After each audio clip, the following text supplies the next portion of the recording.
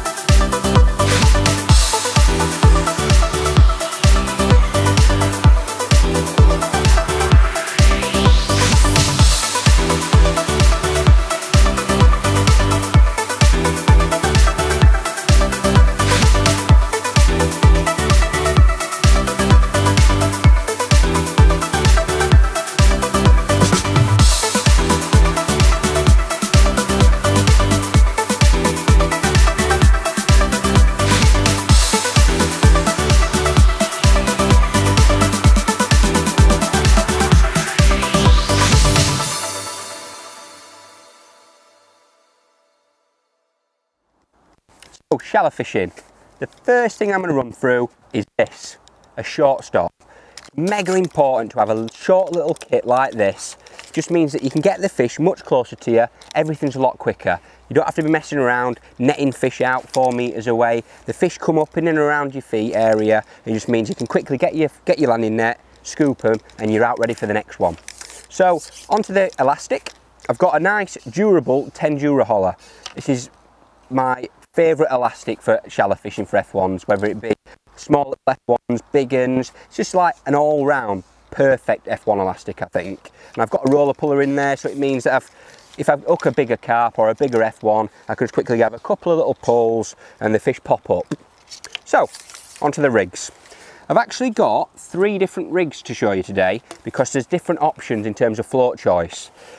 What I've got is, I've got an F1 shallow in a 4x14 and a 4x12. And you might be thinking, that's quite an heavy rig that is, you know, for shallow fishing, because lots of people associate shallow fishing with light, falling through the water, but it's not what I'm looking for. I'm looking for, as you can see here, I've got 2 bulks right next to the hook clamp, 4 inches away.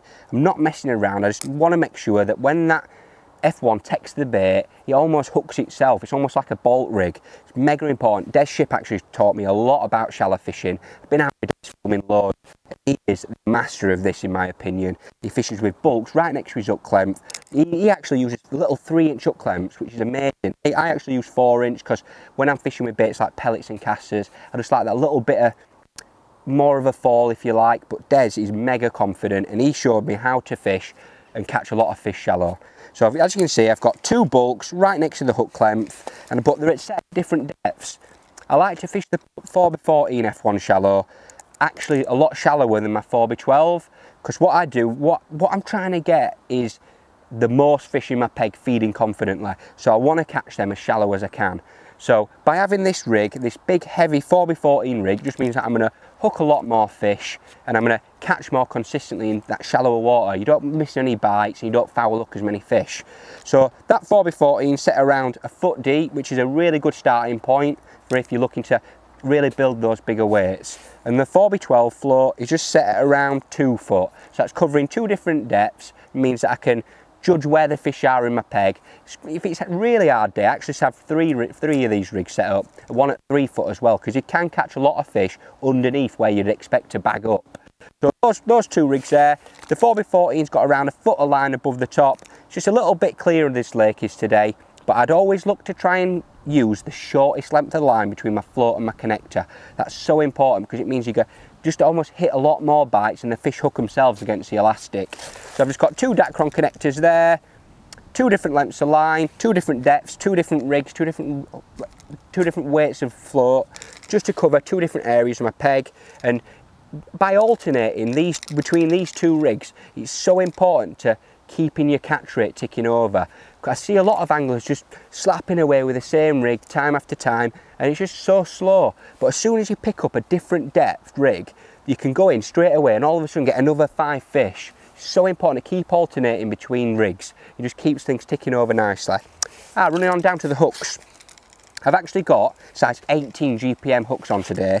The new hooks from Preston Innovations. I've been using them for a long time now, and I've never lost as little fish on these hooks. They're really, really good, especially when you're fishing with baits like pellets, casters. They're just the all-round shallow F1 hooks, in my opinion. And what I've got them on there is I've got them 011 power line, just give them that little bit of durability, especially when I'm hooking fish around my feet area, might nick my net, so I don't want to be fishing with 010, 09 sort of hook lengths. I just don't think it's positive enough. And like, there's 4 inches there, 011 power line, and the main line is 015 reflow power. Nice and durable, but it's not too thick that I can't fish my rig properly. So 015 main line on both rigs and 011 hook length. I always look to band casters, and the reason why banded casters works so much better than just conventionally hooking the caster on is that all your hook point is on show, and that just means you're going to hit more bites. It's also a much more effective way of trying to neglect the roach that's in your peg, because a lot of roach attack your casters and you can be a real nightmare at times. But having that banded caster on just means everything's out and you just seem to hook a lot more fish. So the first bait that I'm going to run through is casters now to catch on it. So let's have a little go. First of all, I always sit with my pole like this. I always sit with my pole like this. I put my section on, so I'll get my catapult, get around 20 or so casters. I usually start at around 8 sections, 6 to 8 sections. I don't start 14.5 metres straight away, because then you've got nowhere to go really, because you need to give yourself a little bit of room to go further. So I usually start at about 6 and 8 sections. This venue is actually, it's crazy because you can see the F1s attacking the casters as they're falling down, and it's like a little jacuzzi. It's crazy, and it's really, really good. I think it's one thing to note is that when you ever feed your bait like that, always feed it and then go out or straight over the top of it. So I usually go out straight over the top of it, slap my rig 3 or 4 times, because that means you're almost mimicking the bait falling down, but your caster is the only one there. So slap the rig 3 or 4 times, it makes the noise of the casters falling on the water. Just have your rig just out and there you are, straight away. So what I look to do now is pole in my hands, both my hands are free, get my casters in my catapult, go straight over the top of where I was. Even I do it a couple of times, I do, because it just primes up that peg for when you're going back out on it. So, back out, keep your pole nice and low. It's not the biggest fish in the world, but these do add up, these fish. You'd be amazed at what sort of weight you can build with them. So straight on it. This is how quick you need to be a lot of the times, because when you're fishing against the likes of Des and you like your Andy Bennett, Jamie Hughes, you need to be quick, you need to be on it, because them boys are. So back again, get the caster, back in the band, make sure everything, just don't, I know what I said about being quick, but you no need to rush at this point, because when you start tangling, that means you've cost yourself a fish. Just make sure everything's nice and level, and then you're not rushing or anything like that. So back to what I said, get your catapult, 20 or so casters, get a far bank marker, fire in once. I always do it twice. I just think it gives that fish that little bit, it covers two different areas of your peg. So when them fish are straight in on the casters, there's still casters falling down when you ship out. So 3, 4 slaps, hold your rig directly over it. 1, 2, 3, 4. There we are. Absolutely solid. So a couple of ships back, get that fish away from your peg, and then just once, so that primes up that peg there. Another smaller one. I've had some massive F1s up to like 3 or 4 pounds, but it's all these fish, it's just about working out the depths as well, about what the best depth to fish. Because if I'm catching a lot of them smaller fish like that, I've just had them 2 fish straight away like that, I'm going to go slightly deeper, I am.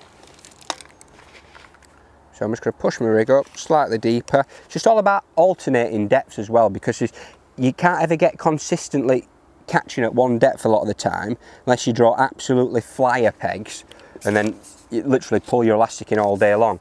But I've gone slightly deeper there. I'll get my casters, back in my catapult, get my far bank marker, around 8 sections, straight in over the top. And you know what I just said then about feeding twice, is mix it up a bit. Don't be afraid of just feeding, there we are. Actually feels a slightly better fish, that, to be fair. And just mix it up a little bit. So just feed once, feed 3 times. There's no rule to it, it's just all about trying to catch consistently. So you've just got to be keeping in your head, what's the best way of just keeping these fish coming into your peg all the time. So there's a few fish on casters and a few little tips on how to make the most of that bait, because it is a deadly, deadly bait, especially on canal style lakes and big open waters like this when you're targeting F1s. But the next bait that I'm going to run through is a bait that almost has gone a bit forgotten about now, is pellets. These fish are raised on pellets. That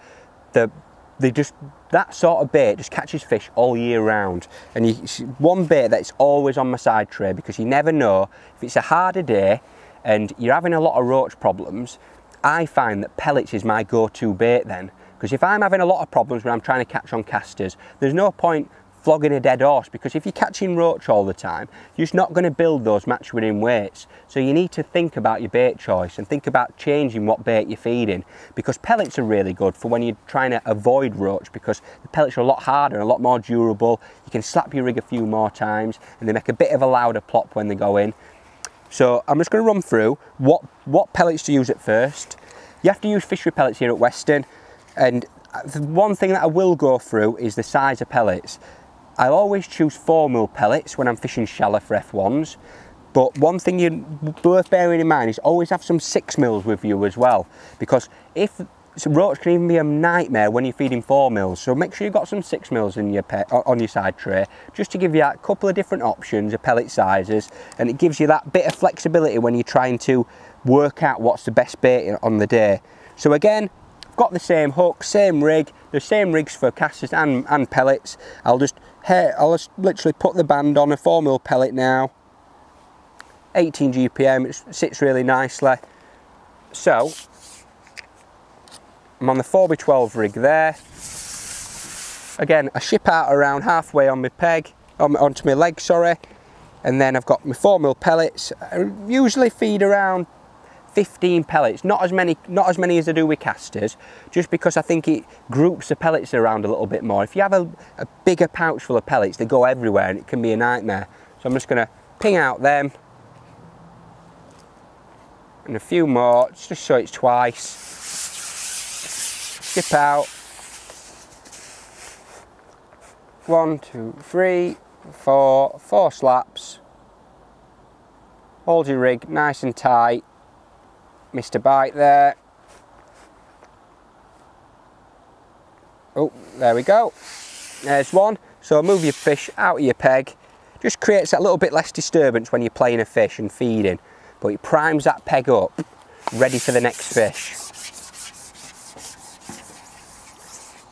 So straight onto that, I'll just give it one nice pull of the roller puller. The fish will pop up now. There we go. Nice stamp of F1. And I think that sort of stamp is the stamp that you're looking for when you're trying to catch on pellets or casters. It's the sort of match-winning stamp of fish, that is. It's like £1, just over £1. And if you get them sort of lined up, you can have a real good day.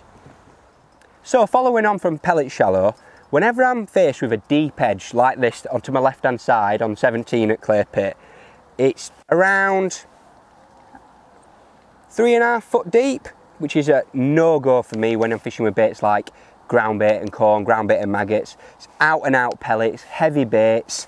Just means that the baits are going to be more nailed to the bottom. I'm going to have far less chance of the fish wafting particles like micro pellets, maggots around. Just means you're going to let far fewer foul lookers and liners. So I'm just going to run you through my rig for this left hand side. I've got the same float on, which is a CD6, but it's 0.6 of a gram, that is. It's a little bit heavier. Just because I've got that bit of extra depth, it means that the rig's going to stay a lot more stable. As you can see there, it's a really visible bristle. When I'm fishing at like 13 metres down to my left, the last thing I want to be doing is just looking, seeing if I can see my float going under. I want to know if that flies under straight away. So I don't want to be messing around, wondering if it's a bite, if it's not, because all you're going to do is foul up fish, play them and lose them, and it just does my head in. So that's a nice, big, durable float that's going to take some wear and tear. So I've got the same main line, 019 reflow power. I've actually got a spread bulk this time, and why the spread bulk's a bit better, when I fish in depths of 3 foot plus, I always just spread my bulk out slightly, and that just gives that hook bait a little bit of a slower fall, especially when I'm fishing with baits like pellets, because I like to lift and drop my pellet a lot of the time, because I think those bigger carp often have it right as soon as you drop your float back down. So I've actually got a 6-inch hook length of 017 reflow power, same again, really durable. And I've got a 16 kkm hook on there with a little band on, and I've got a 13 hollow on. And the reason why I've gone for a 13 hollow is just that's my go-to elastic when I'm not faced with snaggy areas like I am to my right. So if I'm faced with a nice open water peg like that, 13 hollow's brilliant. One, it means that you've got a lot more elastic going out if I do hook a big massive fish. I've had fish up to 23 pound on 13 hollow. It's just a really durable elastic, but it will not bump a lot of the F1s that are in this peg. F1s, there's loads of F1s here. I've caught loads down to my left, and the last thing you want to be doing is just missing out on those fish. I've had F1s up to 4 pound down the edge, and it's like you don't want to run the risk of bumping fish off. So when you're faced with open water areas, not snaggy areas like to my right, I think a nice lighter elastic is a good choice. Again, it's coupled up with a roller puller, so if I do hook those bigger fish and I'm thinking I really need to get some elastic in, I literally pull 4 or 5 pulls out and I can really pump into them because I've got that durable line there and I've got that big hook. So you'll also notice I've got a pole pot on. The reason why that's really good is because at places like Weston, I know it's important to be bang over your feed, and these fish come straight into your peg. So I like to have a nice amount of bait around my hook bait. It just means that I've got a couple of chances if I miss a bite or if I get a line, I've got a couple of chances of getting a fish, because that means I've got a nice little area which has got a lot of bait in. So it's not, and I also doing, which has worked really well for me over the past couple of years, is making noise on your margin line. Is whether that's to my right or a little bit further where that fish has just topped actually. So what that does, it just gives you that little bit of more chance of drawing a lot of fish into your peg. So I'd always look to either feed with a cup or a pole pot, just to get that nice little area around my hook bait. But if I'm struggling a little bit and I want to make a little bit of something happen, I always look to ping with a catapult. Literally, all I've been doing today is I've been fishing with 6mm fishery feed pellets, 6mm one on the hook, putting them in the pole pot, putting them in, and then if I've not had a bite within, say, 2 minutes, I'll ping 4 or 5 pellets over the top. So there you are, everyone. I hope you've enjoyed my few little tips there on catching shallow and in the margins. I'm usually the one doing the filming, so I'm sorry if it's not been as professional as the likes of Des, but I hope you've got some great little tips that'll help put more fish in your net this summer.